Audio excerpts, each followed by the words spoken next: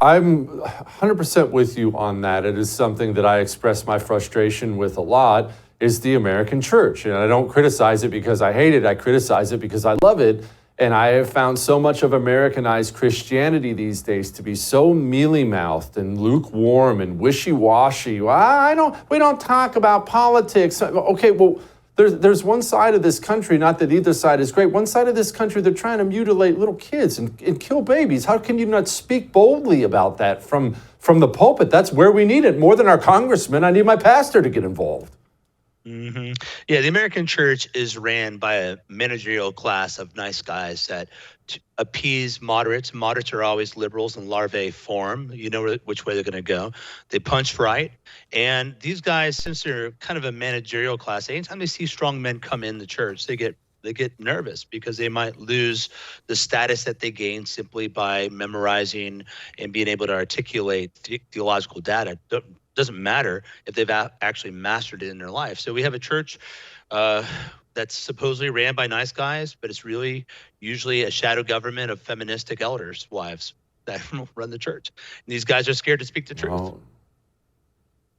You have a Substack where you talk about 4 major topics: biblical sexuality, productive households, biblical localism, and intergenerationalism. And actually, we can talk about any of those, and we can if you want, but I want to focus on biblical localism. What are you talking about there?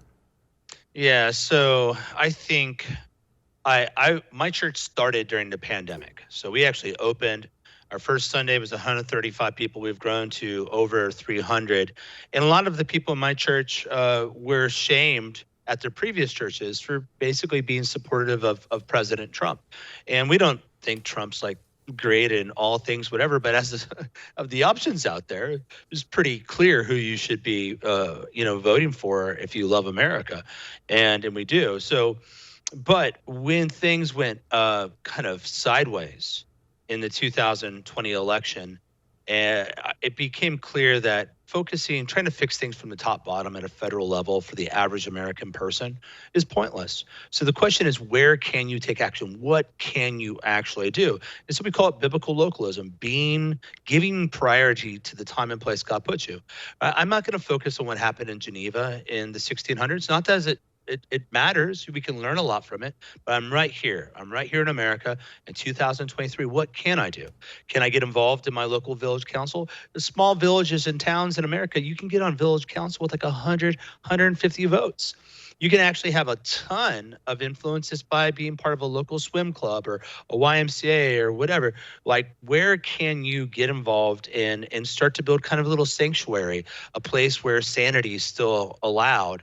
And so biblical localism is about Christians, living out their faith in the day-to-day in the community God has placed them. And that's what we urge our people to. A lot of news, people forget that the news alerts at the bottom of news shows, they were reserved for actual alerts like tornadoes or something. But then, OJ drove his Bronco down the highway, and then people realized if you have a news alert at the bottom, you'll listen. And now, like, oh, this is a news alert, and that's a news alert. I don't care about Ukraine. I don't care. I didn't care about any of these things, and it didn't change my life. It doesn't matter. It may matter to people that have actual connections and actual influence. I don't. What can I do but talk about it?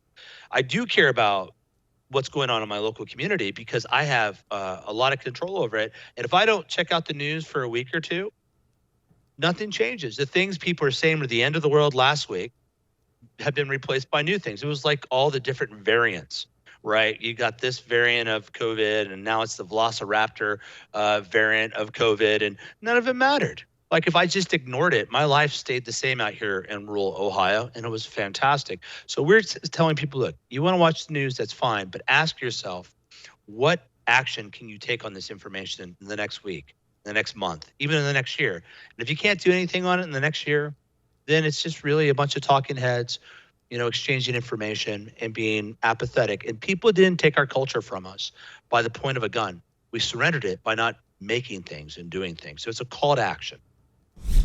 You want to watch our special on George Washington? It's freaking awesome. Well, you can. All you have to do is become a First TV supporter. That gives you access to all of our specials on demand, and it's cake. All you have to go to is thefirsttv.com/support. Thefirsttv.com/support. Become a supporter. Enjoy learning about George Washington.